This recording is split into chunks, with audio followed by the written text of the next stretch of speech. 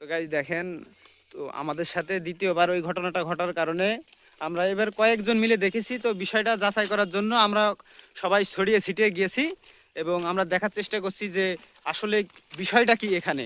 তো দেখেন আমরা সবাই বিষয়টা নিয়ে একটু ভাবছি, দেখছি, ঠিক আছে। তো আমার মনে হয় আমরা এখানে কিছু দেখতে পাইনি। তো একটু সামনে আগিয়ে দেখা যাক যে সামনে কিছু আছে নাকি। সবাই চলো যাই সামনের দিকে, চলো দেখা যাক সামনে আমাদের কি আছে। আমরা সবাই মিলে দেখার চেষ্টা করব যে আমাদের সামনে এখন কি আছে। তো আমরা সবাই চলে এসেছি। দেখেন আমরা স্টেশন প্রায় স্টেশন বরাবরই ফের চলে এসেছি আবারও। তো দেখেন এখন আমাদের ভিতরে কি হয়।